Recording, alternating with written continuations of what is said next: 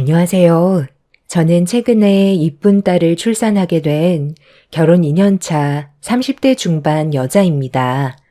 좋은 소식을 여러분들께 전해드려야 하는데 출산 직후 너무 가슴 아픈 일들을 겪게 돼서 사연을 신청하게 되었습니다. 저희 부부는 결혼을 하자마자 남편과 아이 계획을 가지려 했었지만 생각했던 것보다 임신이라는 게 쉬운 문제는 아니었어요. 그리고 제가 임신이 되지 않자 시모는 몸에 문제가 있는 거 아니냐고 산부인과에서 검사를 받길 원했어요. 그 이유는 처음 인사를 드리러 갔을 때 시부모님께 바로 아이를 가질 계획이라고 말씀드렸는데 차질이 생기게 되면서 시모는 저에 대한 불만을 털어놓았어요. 시부는 시모에게 조급해하지 말라고 했지만 제 몸에 문제가 있는 것 같다며 불편한 시선을 보내길래 저 또한 불안해졌었죠. 옆에 있던 남편은 걱정할 거 없다고 편을 들어줬지만 계속해서 임신이 되지 않다 보니 걱정이 너무 많았어요. 그래서 산부인과에 찾아가 몸에 문제가 있는지 확인을 해보게 되었습니다. 그런데 걱정했던 거와 달리 충분히 임신을 할 수 있는 몸이라는 말을 들을 수 있었어요. 충분히 건강한 몸인데 왜 아이를 가질 수 없냐고 물어보니 의사는 여러 가지 환경적인 요인이 있을 수도 있다며 크게 걱정하지 않아도 되니 몸 관리만 잘한다면 충분히 아이를 가질 수 있다고 심적 여유를 가지라면서 남편의 건강 상태도 확인해 보길 권했습니다. 다행히 남편의 몸에도 큰 문제는 없었습니다. 이 소식을 듣게 된 시모는 다시 한번 서둘러 손주를 볼 수 있게 노력해 달라면서 저에게 부담을 줬지만 최대한 편하게 생각하려 했어요. 다행히 몸에 문제가 없다는 말에 열심히 운동하면서 최대한 건강한 몸을 만들기 위해 정말 많이 노력했어요. 그런데 제 몸은 아이를 가지기 위해 최적화가 되어 있는데도 원하는 임신은 계속해서 실패를 이어나갔습니다. 아들 손자 하나 낳아달라는 건데 어떻게 임신했다는 소식조차 들을 수가 없는 거니? 벌써 어영부영 1년이나 지나갔다. 도대체 언제까지 기다려야 하니?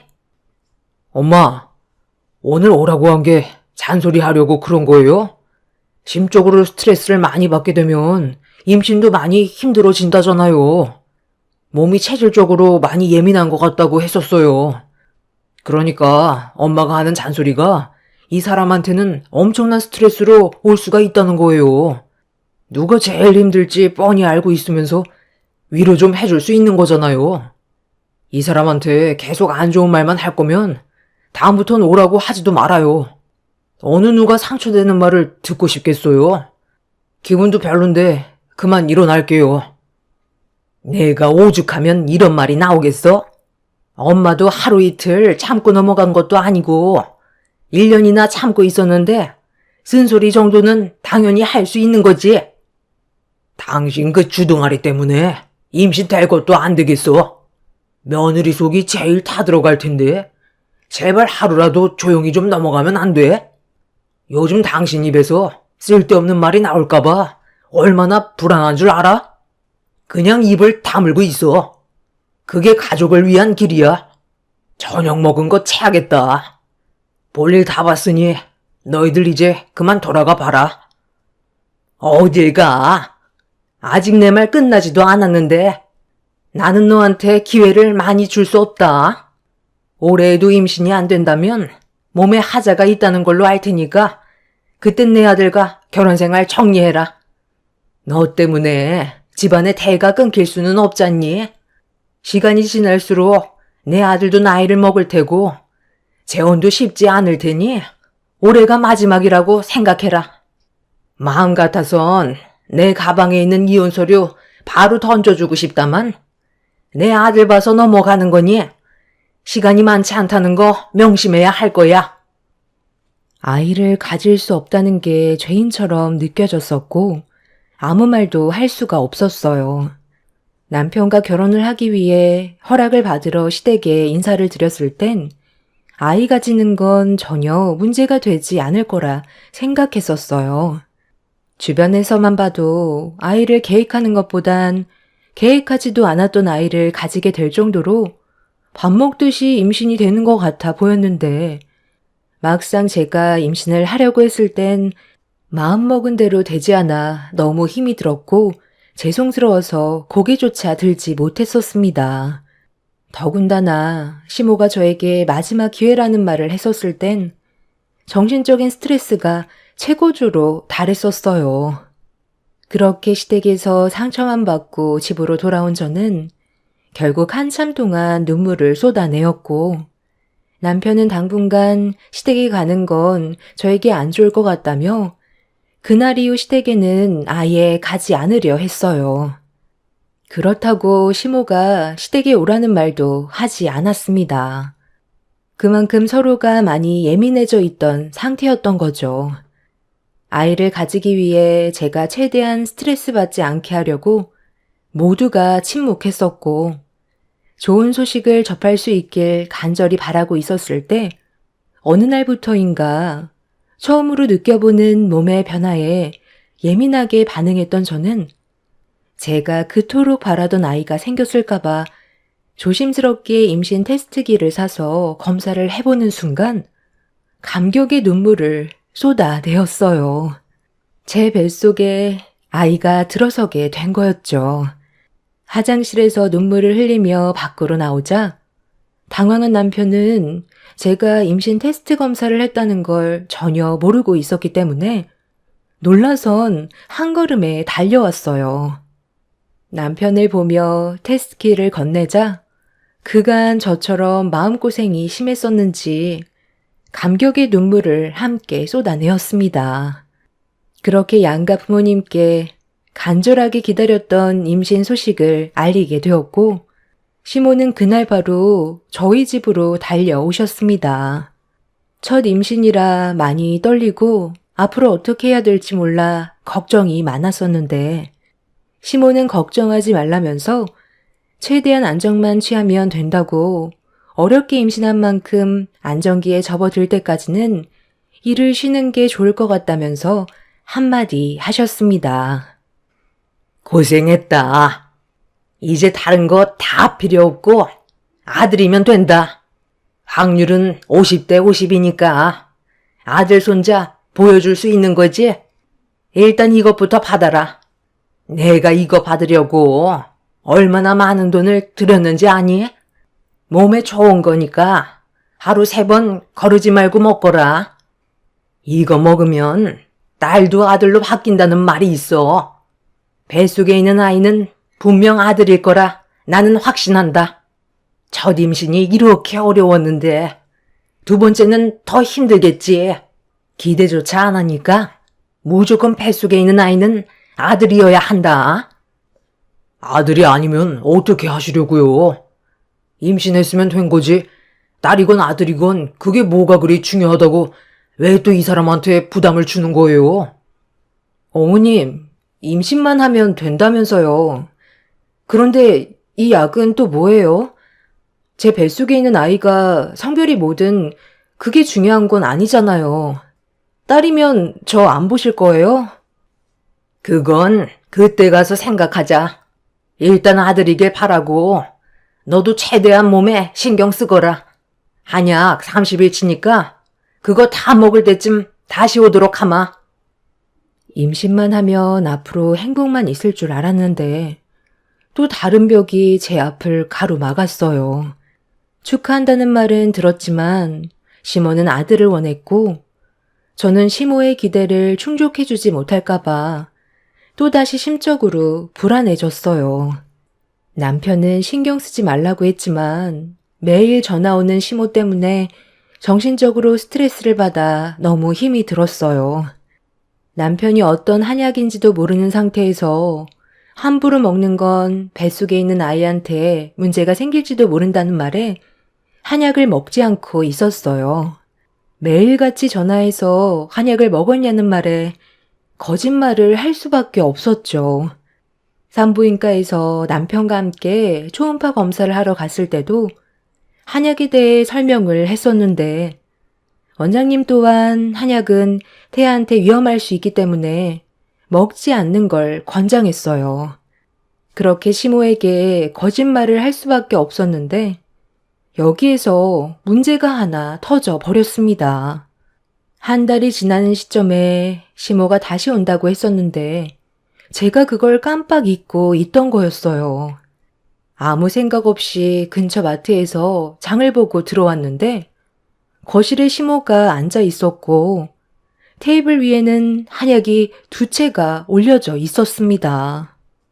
그걸 보자마자 식은땀이 흐르기 시작했고 시모의 표정을 살피면서 와서 앉으라는 말에 조심스럽게 자리에 앉았습니다. 시모는 박스에서 한약 한 봉을 꺼내 제 앞에서 뜯더니 마시라고 건네 주었습니다. 내가 보는 앞에서 들이켜라. 조용히 넘어가고 싶으면 말을 듣는 게 좋을 거야. 감히 시애미한테 거짓말을 해? 매일 꼬박꼬박 잊지 않고 챙겨 먹는다더니 박스도 뜯지 않은 채 냉장고에 그대로 보관해 놓고 있어? 그러면서 나한테는 먹을만 하다고? 이게 얼마짜리인지 알기나 해? 한 달치가 무려 300만 원짜리야. 어머님, 흥분하지 마시고요. 제 말 좀 들어보세요. 저도 어머님이 주신 거 챙겨 먹고 싶었는데요.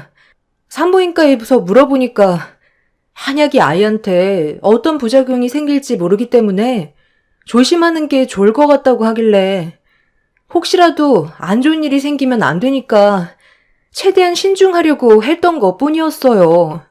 기분 많이 상하셨겠지만 제 입장도 좀 이해해 주세요.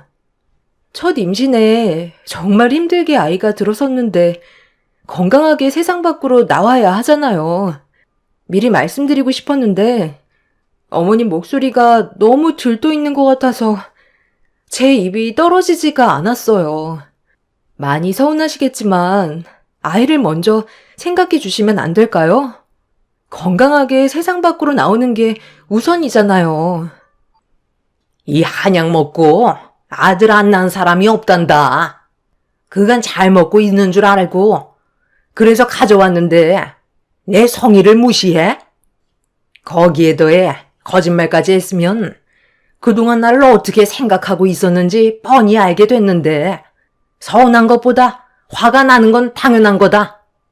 너 지금 내가 보는 앞에서 그 한약 안 먹으면 오늘 조용히 넘어가지 않을 거야. 어떻게 나를 속일 수가 있는 거지? 그동안 잘 먹고 있는 줄 알고 힘들게 예약해서 300만 원 주고 한약도 지어왔는데 시애미한테 감히 뻥을 쳐? 시모는 건네받은 한약을 빨리 들이키라며 목소리를 점점 더 크게 높이기 시작했어요. 무서운 얼굴로 저를 노려보는데 이 상황을 어떻게 지혜롭게 헤쳐나가야 할지 몰라 너무 당황스러웠어요.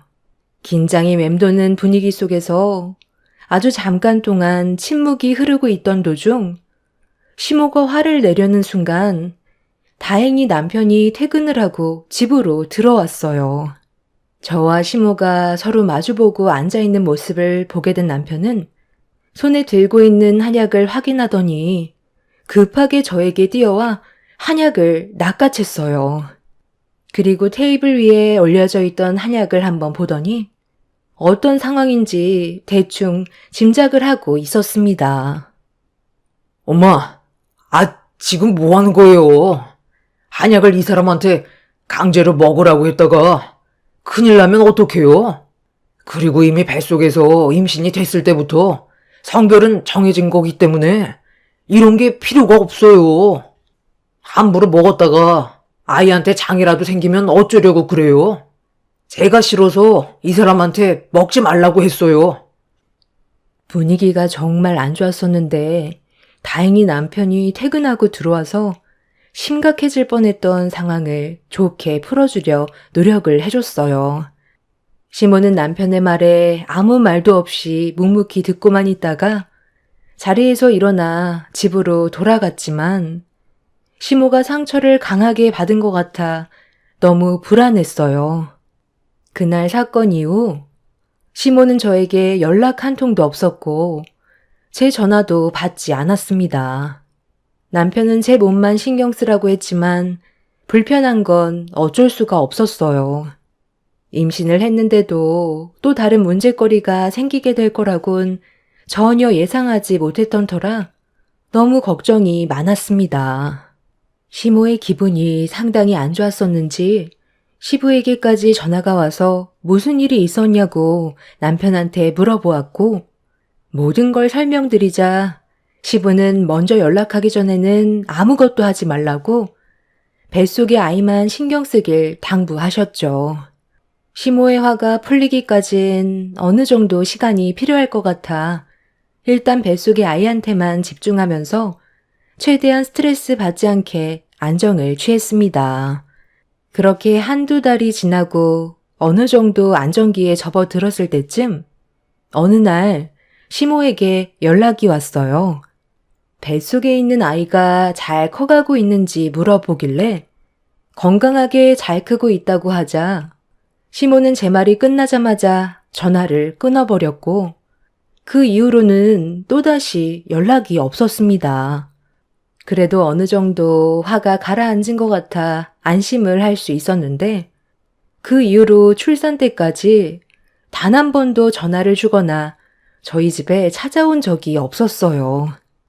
그렇게 출산을 하게 됐는데 세상 밖으로 나온 아이의 얼굴을 보는 순간 감격의 눈물이 쏟아지면서 동시에 불안함도 엄습해 왔습니다. 이유는 제 품에 안긴 아이는 아들이 아닌 딸이었거든요. 시모가 바라는 아들이 아니었기 때문에 무슨 말을 듣게 될지 몰라 계속되는 불안함이 몸이 힘든데도 쉴 수가 없었어요. 그리고 출산 소식을 듣게 된 시부모님이 산부인과로 방문을 하셨습니다. 우리 얼마 만이지? 거의 10개월 꽉 채워서 만났지? 그럼 우리 손자 얼굴 좀 볼까? 지금 안고 있는 손자 얼굴 좀 보자니까. 시애미한테 안 건네줄 거니? 엄마, 손자가 아니라 손녀예요. 원하시는 손자가 아니더라도 저 손주니까 이쁘게 봐주셔야죠. 그가 마음고생 얼마나 많이 했었는데요. 건강하게 출산했어요. 뭐? 손녀라고? 그게 사실이니? 어쩐지 내가 아들인지 딸인지 물어봤을 때 얘기를 잘 안 하더니 정말 손녀였던 거야? 너한테 건네준 한약만 먹었어도 분명 손자가 세상 밖으로 나올 수 있었을 텐데 끝까지 고집 부리더니 결국 일을 이 지경으로 만들었구나. 둘째 계획은 언제 잡을 거니? 최대한 빨리 시작하는 게 좋겠지? 엄마, 이제 막 출산했는데 벌써 둘째를 얘기하세요? 일단 축하한다는 말 한마디 해주면 안 되는 거예요? 요즘처럼 저출산 시대에 한 생명이 태어난 것만도 감사해야죠. 그리고 저번에도 말씀드렸잖아요. 이미 임신했을 때부터 성별은 정해지는 거라고요. 엄마는 산후조리원 운영하면서 그런 말이 나와요? 거기에서 들은 말이니까 내가 한약 지어 가져간 거야.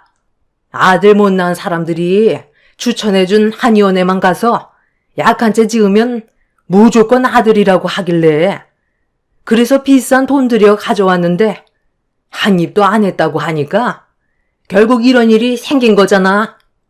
내 말만 들었어도 무조건 아들 손자가 낳을 수 있었을 거라고. 아니, 저기 사돈.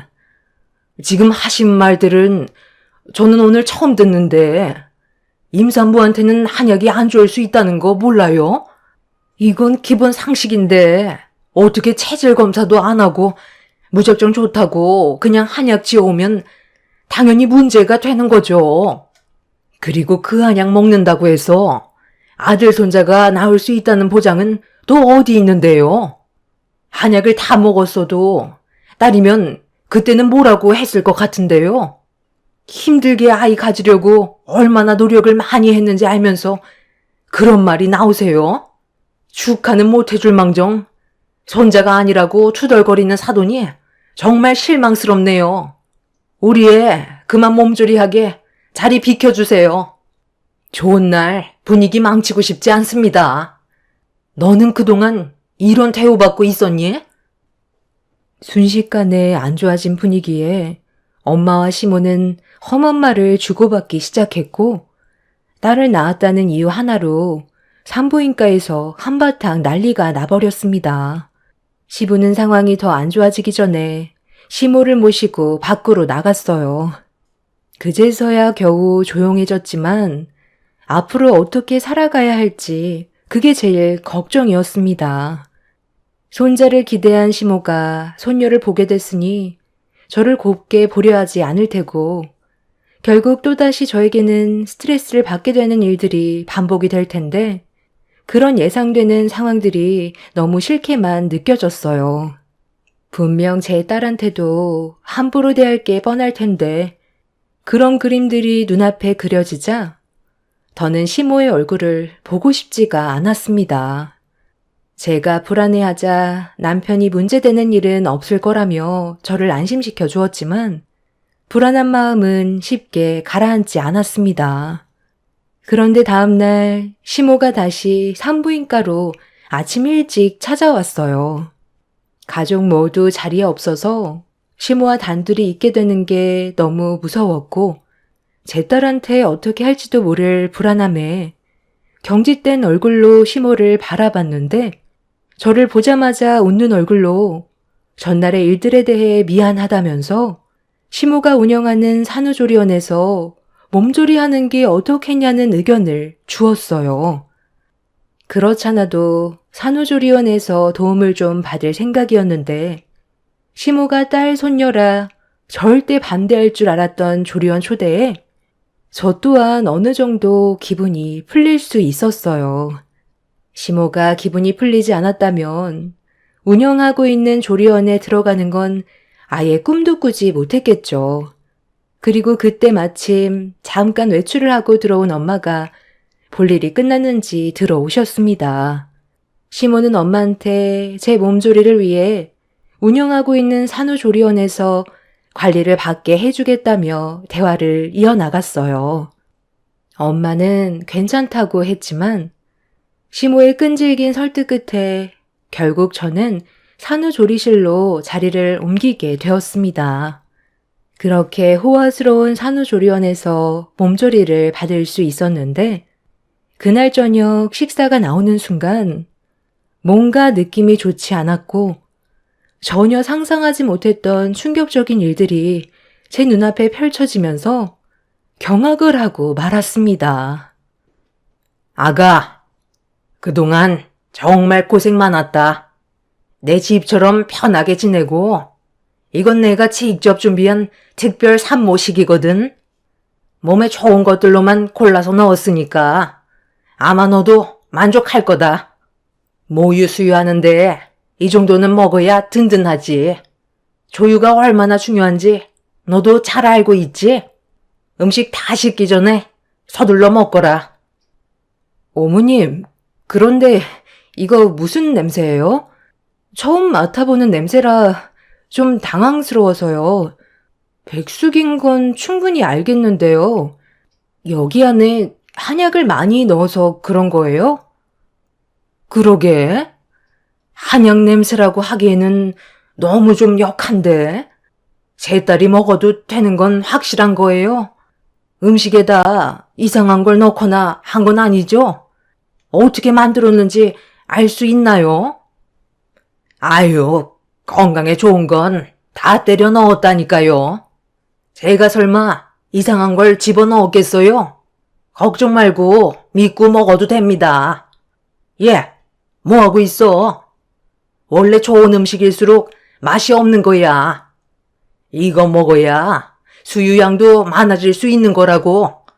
너 축하해 주려고 몇 시간 동안 힘들게 만든 건데 심희성이를 또 무시하는 거니? 제가 머뭇거리자 시모가 많이 서운했는지 표정이 굳어지길래 어쩔 수 없이 한 숟갈을 뜨는 순간 저도 모르게 입에 들어가게 된 음식을 뱉어버렸어요. 너무 역해서 깜짝 놀랐는데 상당히 쓴맛이 강했습니다. 제가 당황해서 시모의 얼굴을 쳐다보고 있는데 빨리 먹으라며 시모가 직접 한 숟갈 떠서 저에게 주길래 이건 정말 아닌 것 같아 고개를 돌려버리자 갑자기 시모는 엄마가 옆에서 보고 있는데도 손으로 제 얼굴을 잡더니 들고 있던 숟가락을 입으로 우겨 넣었습니다. 순간적으로 일어난 돌발 상황에 엄마는 뭐 하는 짓이냐고 소리를 질렀고 저는 캑캑거리면서 입안에 있던 음식을 개어내고 있는데 시모는 옆에서 말리는 엄마를 강하게 밀치더니 준비해오는 음식을 다 먹지 않는다면 제 딸을 절대 보여줄 수 없다면서 갑자기 180도 변화된 모습을 보여줬어요. 음식 안에 뭐가 들어간 건지 알 수도 없는 상태에서 시모가 마구잡이로 제 입에 음식을 집어넣으려 하자 화가 머리끝까지 올라온 저는 엄마를 패대기친 모습에 더 이상 참을 수 없어 제 앞에 올려져 있던 음식을 사정없이 엎어버리면서 있는 힘껏 소리를 질렀어요. 바닥에 내동댕이 쳐진 음식을 멍하니 바라보고 있던 시모는 핸드폰을 들어 갑자기 어디론가 전화를 걸었습니다. 그런데 수화기에서 들려오는 통화 내용에 경악을 하게 되었고 엄마는 바닥에 펼쳐진 음식의 정체를 알게 된 순간 실신까지 하셨어요. 시모가 준비해온 음식은 소주로 만든 음식이었습니다. 수화기 너머에서 들려오는 목소리에선 전과 동일하게 5병 정도 넣으면 되냐고 물어보았고 시모는 저를 보며 온갖 술은 다 때려 넣어 가지고 오라면서 분노한 얼굴로 흥분을 가라앉히지 못하고 있었어요. 지금 제정신이에요? 어떻게 모유수유하는 저에게 술이 들어간 음식을 먹으라고 할 수가 있어요? 저런 음식을 먹고 모유수유를 하게 되면 큰일 나는 거 알면서 지금 무슨 생각으로 이런 짓을 저지른 건데요?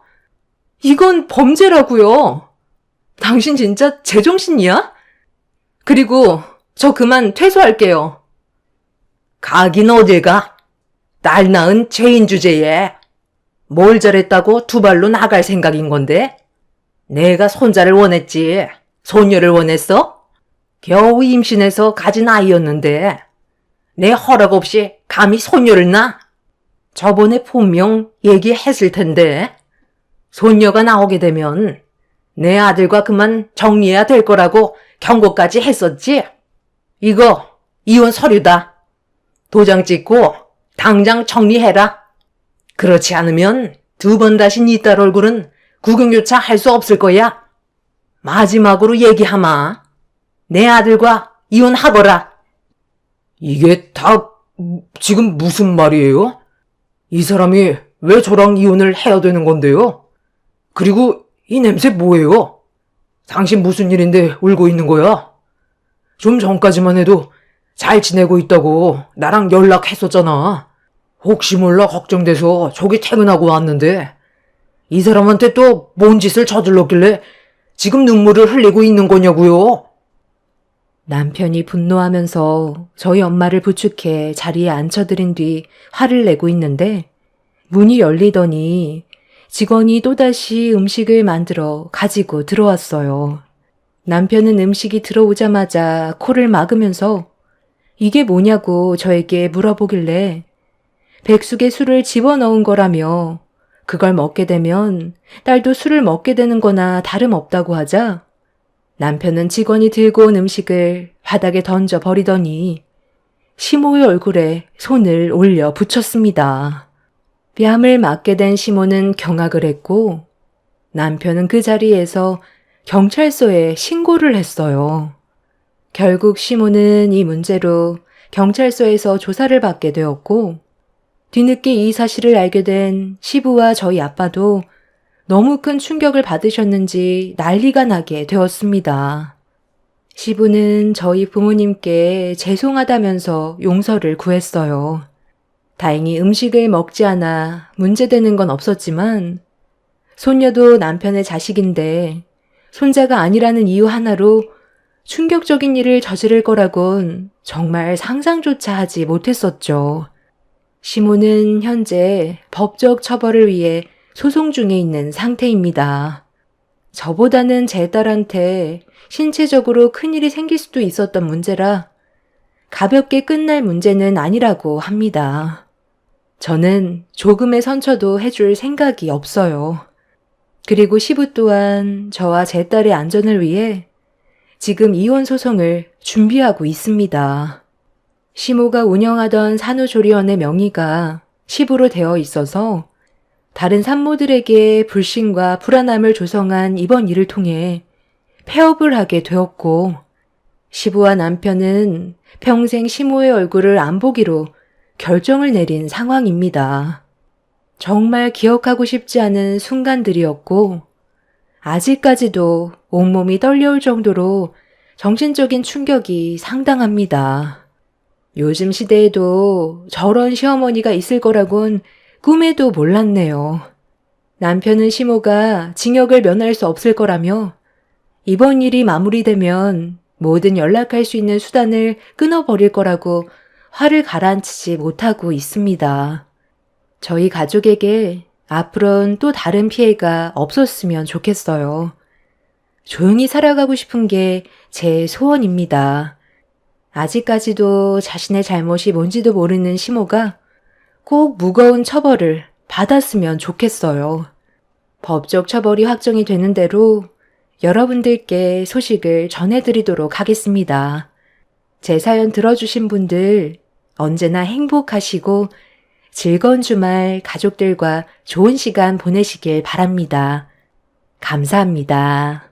안녕하세요. 저는 오늘 하루도 감사하게 생각하며 뜻깊은 하루를 보내려 열심히 살아가고 있는 주부입니다. 벌써 남편과 결혼하게 된 지 20년의 시간이 흘렀습니다. 그동안 고생을 좀 했는지 거울을 볼 때면 늘어나는 주름과 처진 눈을 보면서 가슴 쓰린 감정을 숨긴 채 자연스럽게 받아들이며 지내고 있습니다. 언젠가는 떠나게 되는 인생, 항상 즐겁고 행복하게 살아야 하는데 그렇지 못한 삶에 하늘을 원망할 때도 많았습니다. 남편과 결혼 전 정말 많은 반대를 하셨던 부모님이 원망스러워 두 길을 닫아버리고 살림을 차렸습니다. 딱히 잘못한 것도 없었던 남편이었는데 뭐가 그리 마음에 안 들어서 반대를 하셨을까 생각해보니 그저 돈이 없다는 이유 하나로 쓰러질 정도까지 반대를 하셨습니다. 서로 벌면서 하나하나 쌓아 나아가면 된다고 몇 번 말을 한 적도 있었으나 한 번 고생한 삶 죽을 때까지 고생한다는 부모님의 말에 그렇게 살아갈 거라 생각했지만 남편의 열정적인 노력 끝에 사업이 성공하게 되었고 지금은 누구보다 잘 벌고 잘 살고 있습니다. 이런 소식은 또 어찌나 빨리 접하시는지 성공하자마자 저희 부모님 예전과는 다른 모습을 보여주면서 저희 남편에게 정말 잘해줍니다. 저는 그런 모습이 마음에 들지 않았지만 그래도 남편은 저희 부모님께 인정받은 것 같다며 뿌듯해하며 살고 있습니다. 그런데 사업이 잘 된다는 말에 부모님께서 저 몰래 남편에게 그동안 자기 딸 고생시켰다며 그에 따른 보상을 받는 건 당연하다면서 점점 더 많은 요구를 하셨습니다. 처음에는 관광 상품 정도 말을 꺼냈었지만 나중에는 명품 물건들을 원하기 시작했습니다. 사업 잘 된 지 얼마나 됐다고 정신적으로 힘들게 하는 저희 부모님이 싫어 다시는 얼굴 보기 싫다며 연락 끊겠다 했지만 저를 낳아준 부모님이라며 세상 떠나면 못해준 것만 생각난다면서 저에게 더 많은 걸 못해주는 자기 마음이 더 아프다며 더 열심히 일을 해서 양가 부모님 모두 잘 챙기자고 말을 하곤 출근한 남편이 너무 고마웠습니다. 그런데 이런 남편의 마음을 저희 부모님은 왜 모를까요? 바쁜 남편에게 시도 때도 없이 전화하면서 귀찮게 하는 모습들에 결국 화가 치밀어 오르고 말았네요. 엄마, 왜 이렇게 보채는 거예요? 알아서 어련히 해줄까? 계속 이런 식으로 나오면 저 더 이상 엄마 얼굴 안 볼 거예요? 어머머, 너 지금 뭐라고 한 거니? 보채? 내가? 황서방이 해준다는데 네가 왜 나서는 거야? 금이야 오기야 키운 딸 데려가서 고생시켰으면 이 정도는 기본인 거지. 엄마가 알아서 할 테니까 너는 가만히 좀 있어. 그렇게 남편의 사업장까지 찾아가게 되는 상황까지 오면서 선을 넘지 말아야 할 행동들을 하셨습니다. 그런데 잘 될 것만 같았던 사업은 점점 경영 악화로 인해 좋은 날만 있을 것 같았던 남편의 사업이 결국 무너지게 되었습니다. 그런데 그동안 사업 잘 될 때는 좋다고 할 때는 언제고 무너지니 뒤도 안 돌아보고 등 돌려버렸네요. 그런 부모님이 정말 너무 밉고 창피하고 제 얼굴을 들고 다닐 수도 없었습니다. 도와준다는 말도 없이 남편의 안부 전화 또한 받지 않고 돈 빌려달라고 말할까봐 전화번호까지 차단했네요. 이런 행동들의 문제로 인해 너무 화가 치밀어 올랐습니다. 남편은 힘들어지는 사업을 다시 일으키려고 발에 불이 날 정도로 뛰어다니고 있었고 엎친 데 덮친 격으로 한동안 연락도 없었던 부모님께서 전화가 왔습니다. 그새 돈이 떨어져서 전화 온 줄 알았는데 받아보니 엄마에게 전해들은 소식은 다름 아닌 아빠의 건강상의 문제로 전화 온 거였습니다. 전화기에 들려온 소리는 간암으로 인해 건강이 악화되었다는 말을 들었고 청천벽력 같은 말에 결국 털썩 주저앉고 말았습니다. 옆에서 서류를 검토 중이었던 남편은 무슨 일이냐며 물어봤고 아빠의 소식을 전해주니 가지고 있던 서류들을 떨어뜨리고 심각한 표정으로 저를 보고 있었습니다. 너무 갑작스러운 상황을 맞이한 저희는 바로 병원으로 향했고 장기간 항암 치료를 받아야 한다는 의사의 말을 전해 들었습니다. 남편 사업도 주저앉게 되는 상황까지 오게 되었는데 엎친 데 덮친 격으로 아빠의 간암까지 신경을 써야 하는 문제까지 발생이 되니 정신적으로 너무 힘들어 버틸 수가 없었습니다. 그토록 밉고 싫었던 부모여도 이런 상황이 생겨버리니 그래도 낳아주신 부모님이라고 아빠가 너무 걱정이 되었습니다. 그렇게 아빠는 병원에서 항암 치료를 받으며 많은 검사를 받았고 남편은 집에 들어오는 시간이 없을 정도로 정말 바쁘게 움직이며 먹고 살려고 발버둥 치고 있었습니다. 저는 밀린 집안일을 하면서 남편의 셔츠를 다려서 장롱 속에 정리하고 있는데 툭 하고 떨어지는 하나의 서류 봉투를 발견했고 생각지도 못한 장소에서 나온 물건이라 궁금해서 밀봉되어 있는 걸 뜯어보게 되었습니다. 그런데 그 안에 있던 서류는 저를 더욱더 미치게 만들고 말았습니다. 서류 봉투를 끌어안고 한참을 울었고 다시 확인하고 또 확인해봐도 남편 이름이었습니다. 그 안에 적힌 내용은 다름 아닌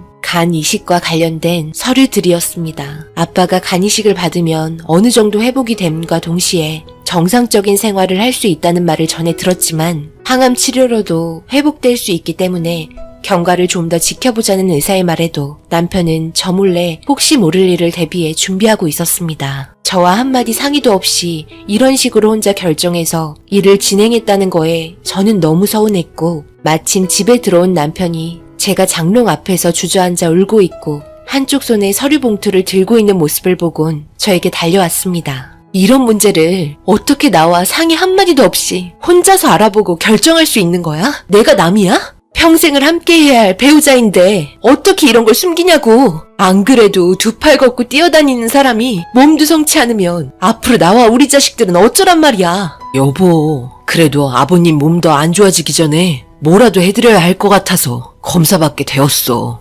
마침 혈액형도 같아서 수술 진행을 할 수 있다고 말하더라고. 아직 당신 말고는 아무도 몰라. 항암 치료하는 것보다 간 이식을 하는 게 오히려 회복하는 데는 더 빠르다고 하더라고. 당신은 아버님과 혈액형이 다르니까 힘들잖아. 그래서 지금 수술을 진행하겠다고? 지금 장난해? 사업 문제도 현재 얼마나 중요한 시기인지 몰라? 항암 치료로도 회복될 수 있다고 말하고 있으니까 너무 급한 판단하지 말아줬으면 좋겠어. 시부모님께서 이런 말 들으면 퍽이나 좋아하겠다. 다시는 내 앞에서 간 이식 하겠다는 말 절대 꺼내지 마. 알겠어? 그렇게 남편과 한참을 싸우게 되었고 이 문제에 있어 더 이상 남편은 말을 꺼내지 않았습니다. 그런데 병문안을 가게 된 날 아빠는 남편의 이런 모습도 모르고 남편의 사업이 안 돼서 스트레스 받아 자기가 이렇게 됐다며 아빠의 몸 상태를 남편에게 떠넘기며 화풀이를 하셨습니다. 갈 때 되면 사람 변한다더니 상처되는 말들만 골라 하면서 더 심각하게 대하셨습니다. 그런 아빠의 모습이 너무 서운해 남편이 아빠를 얼마나 많이 신경 쓰고 있는지 말해주고 싶어 입을 열려고 하는 순간 남편은 고개를 절레절레 흔들며 저에게 눈짓으로 하지 말라고 말을 하고 있었고 그 상태에서 저는 결국 눈물을 흘리며 병실에서 뛰쳐나오게 되었습니다. 씁쓸한 표정으로 저를 따라오던 남편은 몸이 아프면 원래 예민해진다면서 저를 위로해 주었고, 항상 남편에게는 미안해해야만 하는 제 자신이 너무 싫게 느껴졌습니다. 그렇게 병원에서 항암 치료를 받고 계셨던 아빠는 생각보다 치료가 더디게 되면서 상태는 점점 악화가 되었고, 결국 간이식만이 아빠의 상태를 호전시킬 수 있다는 말에 기증자를 기다리게 되었습니다. 지금 상태에서는 일부만 이식을 해도 생활할 수 있다며 시간을 가지고 기다려보자고 의사는 말했고, 아빠의 상태는 점점 위독해지고 있었습니다. 남편은 저에게 언제까지 기증자가 나올 때만 기다리고 있을 거냐며 조건이 맞는 자기가 앞에 있는데 망설일 필요 없다면서 계속해서 저를 설득시키고 있었습니다. 남편의 말을 완강히 거부했고, 시간이 흐르면 흐를수록 기증자가 나오지 않자 남편은 더더욱 불안해하고 있었습니다. 저는 도무지 이해가 안 돼 남편에게 물어봤습니다. 자기 아버지도 아닌데 왜 이렇게까지 하려 하냐고 말을 하니, 살아계실 때 옆에 있으면 모르지만 그 사람이 떠나고 빈자리가 생기면 그때 돼서 후회하게 된다는 말을 하면서, 저를 낳아준 부모도 똑같은 부모이고 떠나고 나서 땅을 치면 뭐하냐며 마음의 준비를 하고 있었습니다. 그렇게 남편은 의사와 예전의 상담 기록을 통해 기증 준비를 하게 되었고, 모든 절차를 끝낸 상태에서 시부모님께서 이 사실을 아시고 병원에 오셔서 절대 안 된다며 난리를 치셨지만 벌써 남편을 아무도 말릴 수 없는 상태가 되었습니다. 아빠는 이 사실에 과거에 자기가 했던 행동들 때문에 그런지 남편의 얼굴조차 보지 못했고, 남편은 아빠의 손을 잡으며 좋아질 거라며 좋은 생각만 하시라며 수술 날짜를 잡게 되었습니다. 그렇게 시간이 흘러 수술 당일 남편의 결정에 모두 힘들어하며 숨죽이며 마음의 준비를 하고 있는데, 의사 선생님께서 다급하게 저희에게 오셔서는 다른 기증자가 나타났다는 말을 하면서 부분 이식이 아니라 전체 이식을 할 수 있는 상황이 생겼다며 기쁜 소식을 알려줬습니다. 저희 가족은 서로 껴안고 울면서 하늘에 감사하다고 기도했고, 그렇게 아빠의 수술은 좋은 결과를 가지고 오게 되었습니다. 남편이 이식하게 되면 부분 이식밖에는 할 수 없었지만 기증자분께서는 전체 이식이었기 때문에 훨씬 좋은 결과에 몸 상태도 빠르게 회복이 되었습니다. 그리고 아빠는 남편에게 그동안 자기가 했던 모든 행동을 잘못했다며 눈물을 흘리며 미안하다고 말을 하면서 남편을 껴안아 주었습니다. 남편의 이런 모습에 하늘도 감동을 받으셨는지 위태로웠던 사업도 다시 예전처럼 회복이 되어가고 있습니다. 모든 일에서 항상 열심히 하며 가족을 우선시했던 남편에게 정말 감사하게 생각합니다. 정말 사람 사는 인생 어떻게 될지 아무도 모르는 것 같습니다. 어느 순간 옆에 있던 사람이 고개를 돌린 순간 사라져 버릴 수 있다 생각하니 살아있을 때 잘해야겠다는 생각이 드네요. 여러분들께서도 오늘 하루 가족분들과 외식이나 따뜻한 말 한마디로 서로를 격려해주고 보듬어줄 수 있는 시간 한번 가져보시기 바랍니다. 제 긴 사연 읽어주신 분들 항상 행복이 함께 하시길 기원하겠습니다. 감사합니다. 안녕하세요. 저는 대학교 다니고 있는 아들 하나, 딸 하나 키우고 있는 55살의 아빠입니다.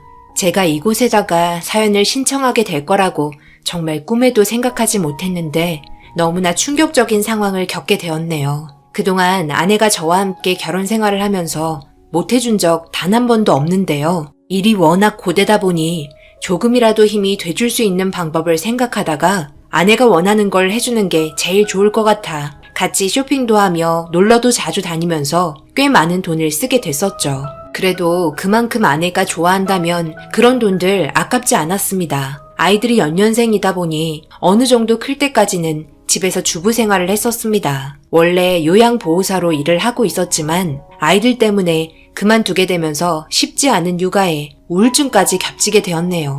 그런 아내가 많이 걱정이 되었는지 어머니께서 집에 자주 들려서 아이들 보살펴주며 주말에 1박 2일로 데이트도 할 수 있게 많이 도와주셨습니다. 어머니께서는 제 아내에게 정말 잘해주셨는데요. 사소한 것들까지 어떻게든 도와주려고 정말 많이 노력했죠.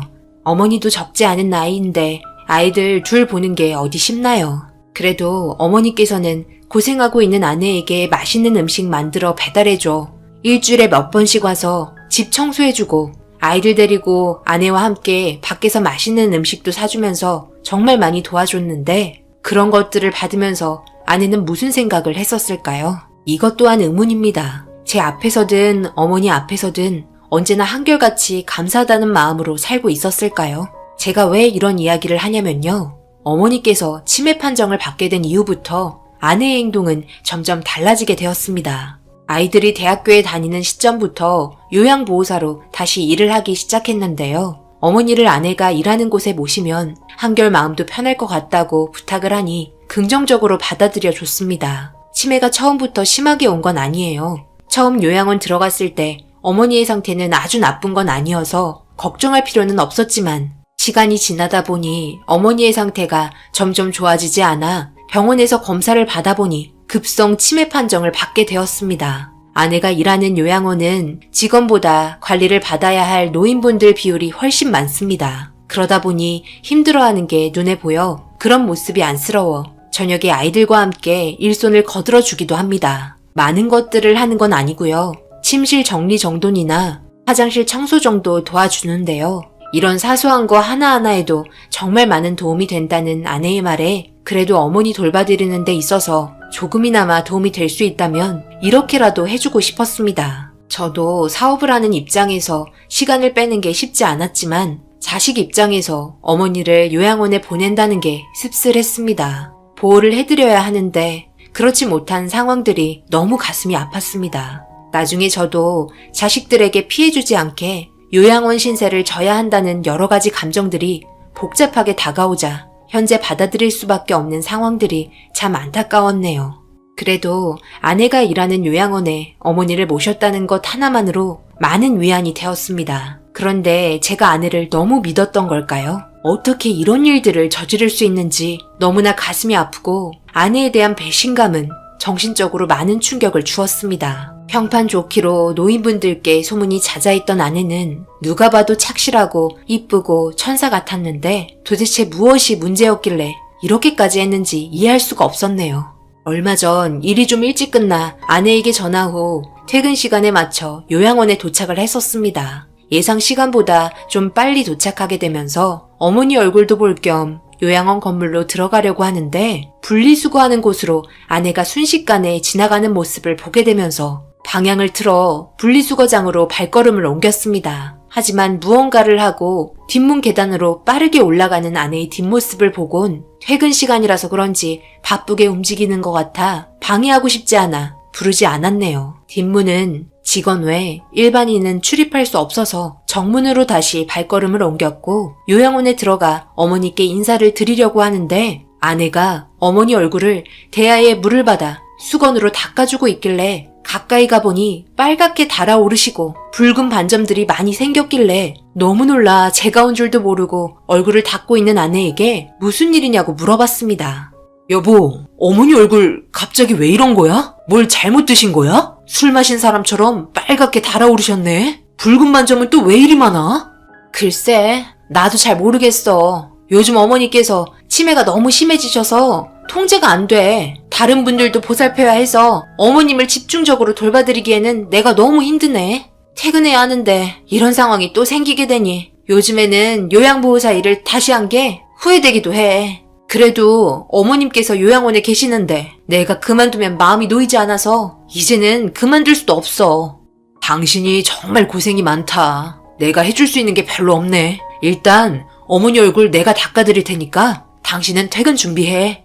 그렇게 아내는 퇴근 준비를 하려고 들어갔고 어머니 얼굴을 닦으며 너무나 달라진 모습과 저를 알아보지 못하는 모습에 가슴이 아파 눈물을 흘리고 있는데 어머니께서 제 머리를 쓰다듬어 주셨습니다. 그러더니 울지 말라며 옆에 놓여있던 물티슈 한 장을 꺼내 제 얼굴을 닦아주는데 물티슈에서 지독한 냄새가 나자 저도 모르게 인상을 찌푸리며 어머니께서 제 눈물을 닦아주던 물티슈를 뺏었습니다. 다시 한번 맡아봐도 이상한 약품 냄새가 너무 지독하게 올라와 버리고 있는데 때마침 아내가 퇴근 준비를 마치고 제가 있는 곳으로 오더니 물티슈를 만지고 있는 손을 보곤 화들짝 놀라면서 만지지 말라고 난리를 치고 있었습니다. 치매 걸린 어머니께서 물티슈 안에 농약을 넣었다며 도대체 어디서 농약을 발견한 건지 모르겠다며 이해할 수 없는 표정으로 물티슈를 통째로 쓰레기통에 넣었습니다. 일단 화장실에서 얼굴을 씻고 나오는데 아내가 어머니께 무서울 정도로 째려보면서 뭐라고 하고 있었습니다. 그 모습이 저에게는 너무 당황스러울 정도로 낯설게 느껴졌네요. 결혼한 이후 처음 보는 아내의 얼굴 표정이었는데 그 눈빛은 어머니를 향한 증오만 있었습니다. 분위기가 별로 좋지 않은 것 같아 중재시키려 가고 있는데 아내가 쓰레기통에 있던 물티슈를 다시 챙기더니 침대 옆에 있는 물건 보관함에 다시 넣는 걸 보게 되었고 일단 이해할 수 없는 행동을 신경 쓰지 않고 지쳐있는 아내를 불러 다른 직원분들에게 잘 부탁한다는 말을 하곤 저희는 퇴근을 했습니다. 그렇게 차를 타며 아까 아내의 표정을 봤다고 털어놓으며 힘들어하는 얼굴 표정을 보고 안타까워 위로해 주었네요. 저녁 식사를 함께 하면서 너무 힘이 들면 일을 그만두는 건 어떻겠냐고 대화를 이어나갔지만 아무리 힘들어도 그동안 저희 가족을 위해 희생한 어머니를 등질 수 없다고 쓴웃음을 지으며 정 힘들면 그때 가서 얘기하겠다는 아내의 말에 아무 말 없이 손을 잡아주었습니다. 그렇게 저녁 식사를 끝내고 집에 들어와 많이 지쳤는지 아내는 어느 정도 집안 정리 후 씻고 바로 잠이 들었고 저는 다음날 해야 할 일들 때문에 서류를 정리하고 있는데 화장실이 급해서 방에서 나오자 자고 있는 줄 알았던 아내가 주방에서 무언가를 찢어 쓰레기통에 넣고 빠르게 안방으로 다시 들어가려고 하는 순간 저와 마주치면서 약간 놀란 듯 당황을 하다가 목이 말라서 잠시 나왔다며 아무렇지도 않게 들어갔습니다. 저는 화장실에서 볼일을 마치고 서재로 다시 들어가려 하는데 사람 심리라는 게 아내가 쓰레기통에 넣었던 게 무엇인지 궁금해졌고 냄새나는 뚜껑을 열어보니 영수증 종이가 잘게 찢어져 있었습니다.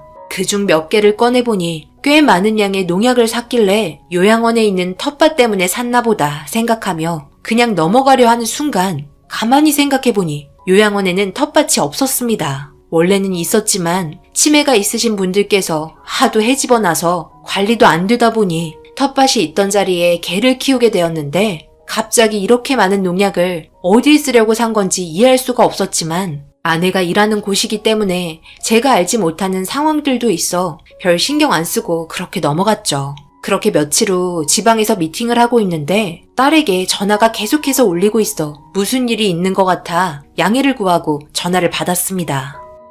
딸, 아빠 지금 중요한 미팅이 있어서 회의하고 있는데 무슨 일이니? 급한 거 아니면 나중에 다시 통화할까? 아빠, 엄마가 이상해요. 오늘 잠시 엄마 도와드리고 저녁에 같이 외식하려 했는데 엄마가 할머니한테 이상한 짓을 하셨어요. 그게 무슨 말이야? 이상하다니. 할머니한테 무슨 짓을 했길래?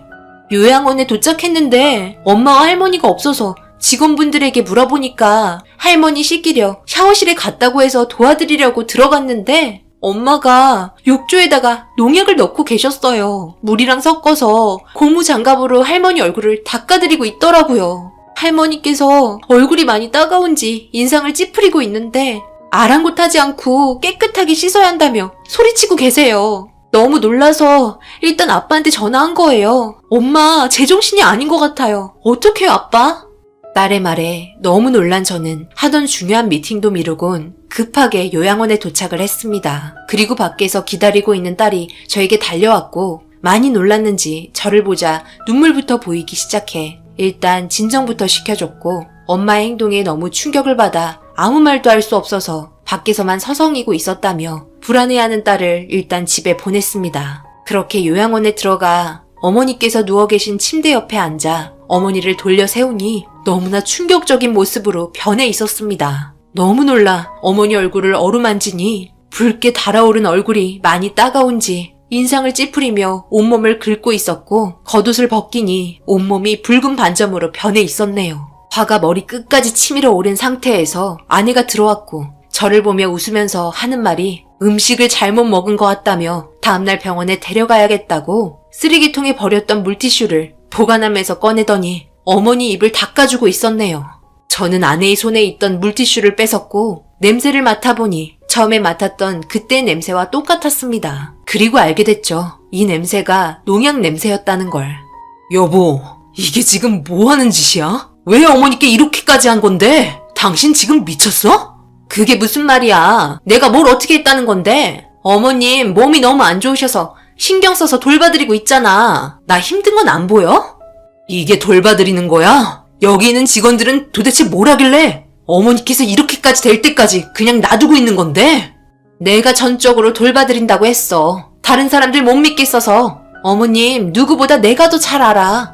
잘 아는 사람이 어머니를 이 지경까지 만들어? 왜 이렇게까지 사람이 변한 거야? 내가 설아한테 무슨 말을 들었는지 알아? 당신 욕조에 농약 넣는 걸 봤대. 내가 쓰레기통에 있던 영수증 보고 별 생각 안 하고 있었는데 이러려고 이렇게 많이 산 거야? 우리 어머니가 당신한테 뭘 못했길래 이렇게까지 하는 건데? 이 문제는 그냥 넘어갈 수 있는 문제는 아닌 것 같다. 더군다나 이 요양원 정상적인 곳은 아니야. 지금 당장 경찰에 신고할 거고 당신이 잘못한 행동들에 대해서 충분히 벌 받고 나와. 물티슈로 그동안 어머니 얼굴 닦여드린 거야? 농약으로 적신 물티슈로? 이건 정말 사람이 할 짓은 아니지. 당신은 살인자라고?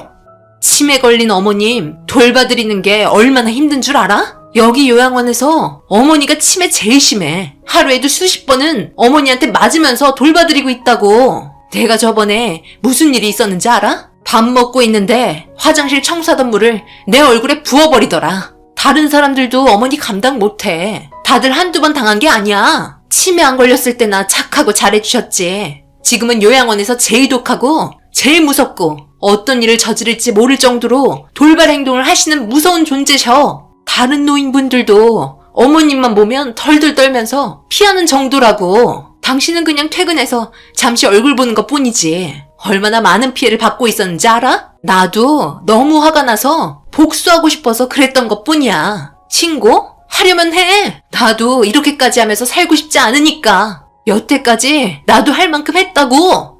그러니까 힘들면 하지 말라고 했잖아. 그만두라고 했잖아. 말 한마디 하면 되는 건데 왜 일을 이 지경까지 만들어? 힘들면 뭐 다른 요양원 찾아보게? 어머님 하루 이틀이면 도저히 돌봐드릴 수 없다고 다시 데려가라고 할걸? 내가 여기서 어머님 단독으로 돌봐드리고 있으니까 조용히 그냥 넘어가 주는 거야. 다른 데서는 절대 안 돌봐줘. 내가 어머님 며느리이자 요양보호사야. 그런데도 이렇게까지 힘들어하는데 다른 곳에서 받아줄 수 있을까? 잘 알지도 못하면서 어머님 편만 들지 말라고. 아내의 분노에 찬 목소리에 저도 흥분을 하기 시작했고 서로의 언성이 높아지고 있는 시점에 어머님께서 시끄럽다며 아내의 머리를 쥐어뜯기 시작했습니다. 갑작스러운 어머니의 행동에 아내는 여러 번 당했는지 아무 말 없이 가만히 있었고 제가 어머니를 제지하려 하자 저보고 가만히 있으라며 나서지 말라고 화를 냈습니다. 너무나 폭력적으로 변해버린 어머니의 행동에 아내는 지칠 대로 지쳐 있었습니다. 아무런 반항 없이 계속해서 가만히 있자 재미없다며 머리를 잡고 있던 어머니의 손이 금세 풀렸고 아내는 눈물을 흘리면서 밖으로 나갔습니다. 처참하게 변한 어머니의 몰골과 눈물을 흘리며 밖으로 뛰쳐나간 아내를 사이에 두고 어떻게 해야 할지 너무나 큰 고민을 하기 시작했습니다. 저는 일단 뛰쳐나간 아내를 따라가 붙잡았고 우울증이 있는 것 같아 병원에 같이 가자며 차에 태웠습니다. 그런데 가는 도중에 잠시 차를 멈춰 달라길래 갓길에 차를 세우니 아내가 발걸음을 향한 곳은 다름 아닌 경찰서였습니다. 저는 너무 놀라 달려가 막았지만 자기가 저지른 행동 달게 받겠다며 저를 뿌리치곤 경찰서에 들어갔고 아내는 그동안 자기가 어머니께 했던 행동들에 대해서 모든 걸 진술하기 시작했습니다. 갑작스러운 아내의 행동에 너무나 당황했지만 벌써 제 손을 벗어난 상태였네요. 결국 아내의 행동에 대해서 법적인 처벌로 징역 1년 6개월을 선고받았습니다. 그나마 초범이고 자수해서 형량이 감형 처분된 거였네요. 아내는 자기가 잘못한 행동에 대해서 모든 걸 인정을 했고 저를 보며 눈물을 흘리면서 자기도 그동안 너무 힘들었다는 말을 끝으로 단 한 번도 얼굴을 보여주지 않았네요. 아이들 얼굴도 보기 힘들었는지 일체 면회를 거절하고 있습니다. 지금 어머니는 다른 요양병원에 있는데요. 돈을 조금 더 드리고 있는 실정입니다. 너무나 달라져 버린 모습에 요양보호사분들이 거의 3명은 붙어야 할 정도로 요양원에서 많이 힘들어하네요. 언제까지 이렇게 해야 할지 앞이 막막합니다. 지금의 기분이 너무 씁쓸하네요. 아내에게 어떻게 다가가야 할지도 모르겠고 어머니에게 했던 행동들이 생각날 때면 용서를 해줘야 할지도 몰라서 많은 갈등이 있습니다. 더군다나 아이들이 받은 정신적인 충격은 더욱더 크네요. 우울증이 심하게 오면서 나타난 행동이라고 하는데 여러분들께서는 제 입장이시라면 어떻게 처리를 해야 할지 결정하실 수 있으신가요? 아직 이혼을 한 건 아닙니다. 섣부르게 모든 걸 끝내기에는 제 마음도 확실하게 정리가 된 것도 아니라서 갈등이 심하네요. 도움이 될 수 있을 만한 댓글들 달아주실 수 있으신가요? 저희 가족의 불안해진 환경 정리할 수 있게 도움 부탁드립니다. 감사합니다.